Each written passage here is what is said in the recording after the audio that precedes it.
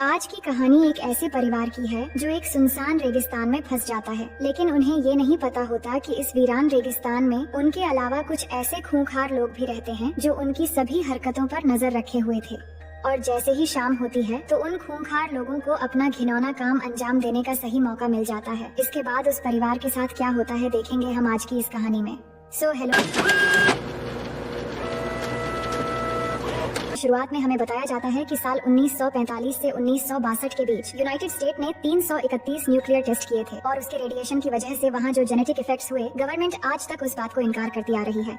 इसके बाद हमें रेगिस्तान के बीच एक रिसर्च टीम को दिखाया जाता है जहाँ पर वो कुछ रिसर्च कर रहे होते हैं। उनमें से एक आदमी जब अपना काम कर रहा था तभी अचानक खून से लथपथ एक आदमी उसके सामने आकर उससे मदद मांगने लगता है, पर इससे पहले वो कुछ कर पाता, अचानक पीछे से कोई उसके सर पर कुल्हाड़ी से अटैक करके मार देता है। इसके बाद उसके बाकी साथियों को भी एक एक करके बहुत बेरहमी से मार देता है, फिर उनकी लाशों को गाड़ी के साथ बांध कर ले जाता है। आगे हमें 1945 के उस न्यूक्लियर टेस्टिंग को दिखाया जाता है कि टेस्टिंग होने की वजह से बहुत सारे लोग मारे गए और उसके जेनेटिक इफेक्ट्स की वजह से बाद में बहुत सारे डिफॉर्म बच्चे भी पैदा हुए थे। अब कहानी प्रेजेंट में आती है जहां एक पेट्रोल पंप में टॉम नाम के एक आदमी को हम देखते हैं। वो किसी की आवाज सुनकर अचानक से उठ जाता है और अपनी गन लेकर बाहर आता है और किसी को रूबी रूबी कहकर चारों तरफ ढूंढने लगता है। इसके बाद वो जब वापस आता है तो देखता है कि उसके रूम के दरवाजे पर किसी का बैग पड़ा था, जिसे देखकर वो चिल्ला चिल्ला कर कहने लगता है, मैंने कहा ना सब कुछ खत्म हो गया है, अब मैं कोई मदद नहीं कर सकता। ये कहकर वो अंदर चला जाता है, मगर थोड़ी देर बाद उस बैग को अंदर ले जाता है। तभी हम देखते हैं कोई उसको छुप कर देख रहा था। फिर अंदर जाकर टॉम जब उस बैग को चेक करता है तो उसमें से किसी का कैमरा और कुछ एक्सपेंसिव चीजें निकलती है और एक डिब्बे में किसी का कटा हुआ कान भी था।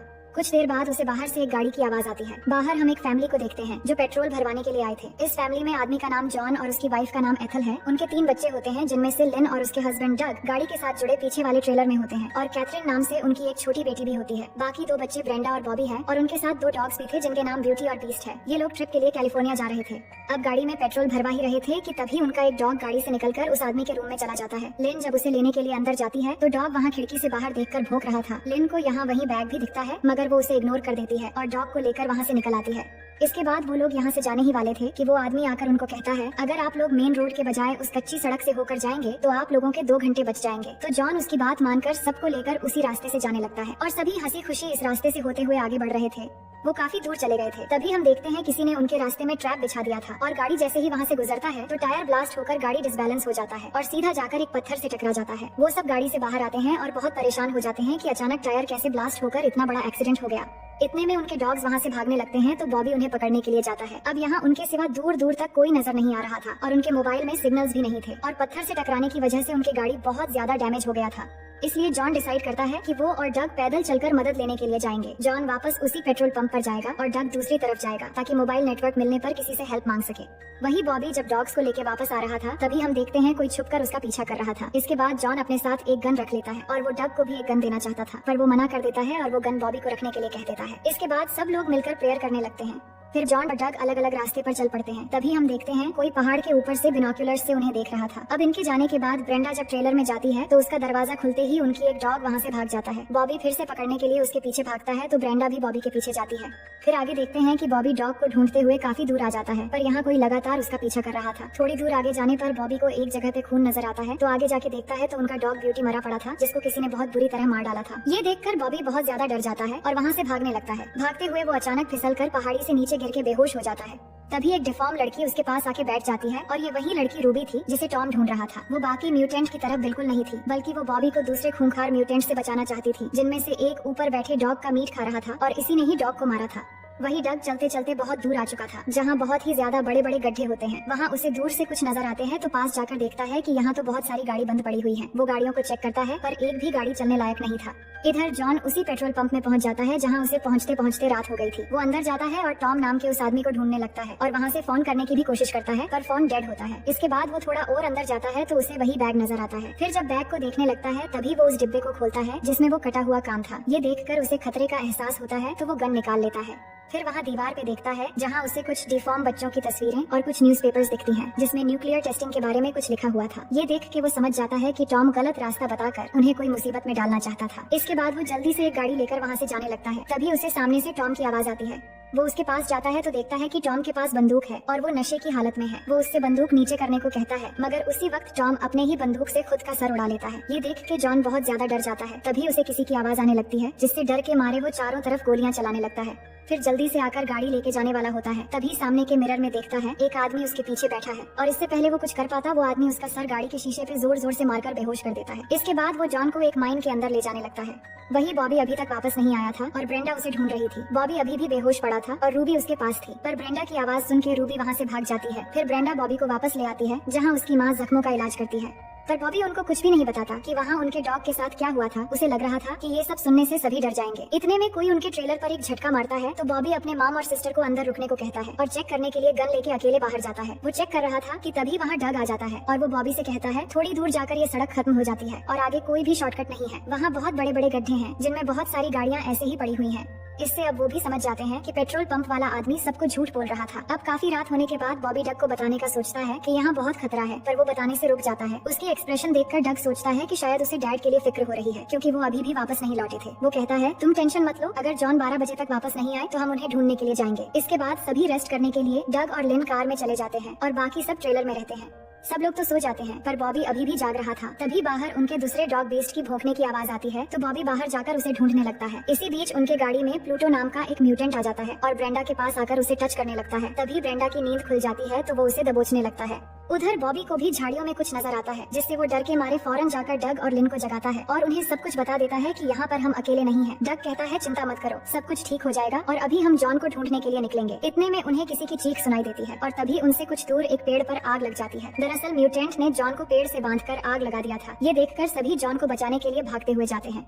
उनके जाते ही लिजार्ड नाम का और एक म्यूटेंट गाड़ी में आ जाता है और उसके हाथ में जॉन का गन भी था। वो अंदर आकर फ्रिज से खाना निकाल के खाने लगता है। तभी वो देखता है कि प्लूटो ब्रेंडा के साथ लगा हुआ है तो वो उसे मार के वहाँ से भगा देता है और वो ब्रेंडा के साथ रेप करने लगता है जिससे ब्रेंडा चिल्लाने लगती है। वही जॉन उनकी आंखों के सामने जल रहा होता है और वो आग बुझाने की कोशिश कर रहे होते हैं, पर उससे पहले जॉन मर जाता है। तभी वहाँ से लिन ब्रेंडा की चीखने की आवाज सुनकर ट्रेलर में आती है और देखती है लिजार्ड उसकी बच्ची को पकड़ा हुआ है। ये देखकर वो लिजार्ड पर हमला करती है पर लिजार्ड उसको पकड़ लेता है और बच्ची के ऊपर गन पॉइंट करके उसके साथ बदतमीजी करने की कोशिश करता है। इसी बीच वहाँ उनकी मॉम आ जाती है और पीछे से लिजर्ड पर हमला करने की कोशिश करती है, पर लिजर्ड उसे गन से शूट कर देता है। फायरिंग की आवाज सुन के डग और बॉबी गाड़ी की तरफ भागते हैं। इसी बीच लिजर्ड ब्रेंडा को भी मारने वाला होता है। तभी लिन एक स्क्रू ड्राइवर से उसके पैर में वार कर देती है जिससे लिजर्ड ब्रेंडा को छोड़कर लिन को शूट करके मार देता है। इसके बाद वो दोनों ब्रेंडा और बच्ची को अपने साथ ले जा रहे होते हैं, पर यहाँ डग और बॉबी आ रहे थे इसलिए वो ब्रेंडा को छोड़ के बच्ची को लेकर वहाँ से भागने लगते हैं। बॉबी उन पर गोलियां चलाने लगता है लेकिन वो काफी दूर भाग चुके होते हैं।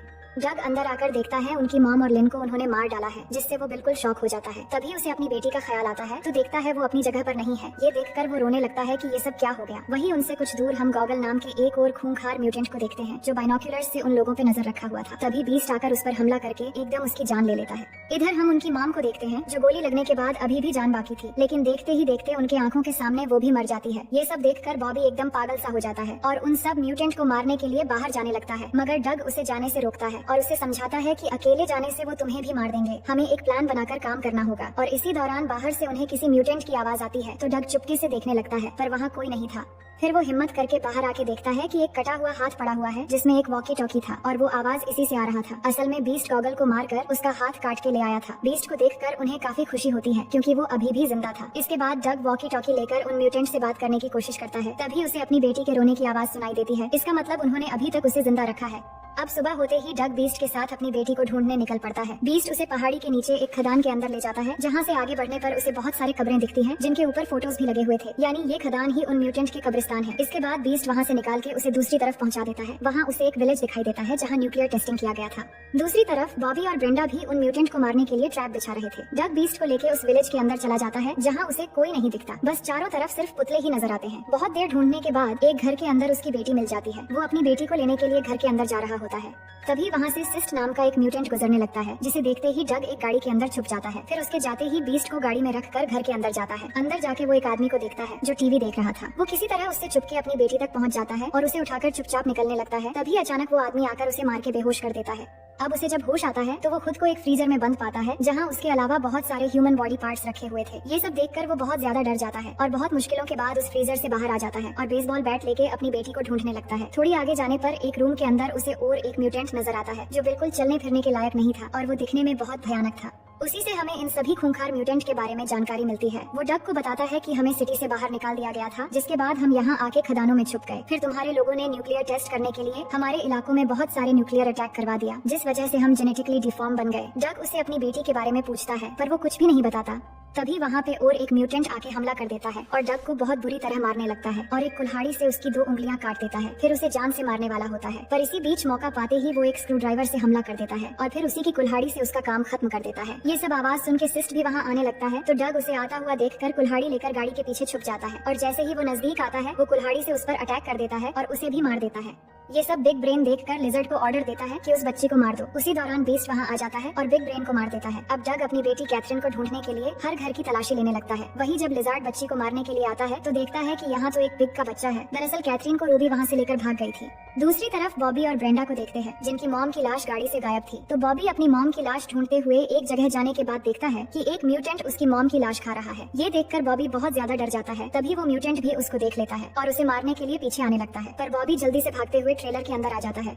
इसी बीच ब्रेंडा ट्रेलर के अंदर गैस के पाइप खोल देती है और बॉबी दरवाजे के नीचे जल्दी से कुछ माचिस की तीली लगा देता है। फिर वो दोनों चुपके से ट्रेलर के पीछे से बाहर निकल जाते हैं। इसके बाद जैसे ही वो म्यूटेंट ट्रेलर का दरवाजा खोलता है वहाँ एक बहुत बड़ा ब्लास्ट होता है और वो म्यूटेंट भी जल के मर जाता है। वहीं रूबी कैथरीन को लेके अभी तक भाग रही थी। इतने में डग एक बंदूक लेकर उसके बिल्कुल सामने पहुंच जाता है। अब क्योंकि रूबी उन म्यूटेंट की तरह नहीं थी इसलिए वो कैथरीन को उसे देना चाहती थी। तभी लिजर्ड वहाँ पे आकर डग पे हमला कर देता है और उसे बहुत बेरहमी से मारने लगता है, पर डग भी उसके साथ मुकाबला करता है और आखिरकार उसे शूट करके मार देता है। अब रूबी डग को उसकी बेटी वापस लौटा देती है, जिसे पाकर डग बहुत खुश हो जाता है। लेकिन लिजार्ड अभी भी जिंदा था। वो उठ जाता है और बंदूक लेकर डग को मारने वाला होता है, मगर रूबी ये देख लेती है और उसे अपने साथ लेके पहाड़ से नीचे गिर जाती है, जिससे लिजार्ड के साथ साथ वो भी मारी जाती है। इसके बाद डग जख्मी हालत में किसी तरह अपनी बेटी और बीस्ट को लेकर बॉबी और ब्रेंडा के पास पहुंचता है, जिसे देखकर वो दोनों उसके पास भागते हुए आते हैं और अब उनकी पूरी फैमिली में सिर्फ 4 ही जिंदा बचे थे। सब मिलकर बहुत खुश हो जाते हैं। लेकिन तभी हम देखते हैं कोई पहाड़ के ऊपर से उन्हें बिनोक्यूलर से देख रहा था, जिसका मतलब वो म्यूटेंट अभी भी जिंदा है। और इसी के साथ इस कहानी का पहला पार्ट यहीं पर खत्म हो जाता है। तो दोस्तों ये इस कहानी का पहला पार्ट था। अगर आपको दूसरा पार्ट भी चाहिए तो बस एक प्यारा सा कमेंट जरूर कर देना। मैं उम्मीद करती हूँ कि ये कहानी आपको बेहद पसंद आएगी।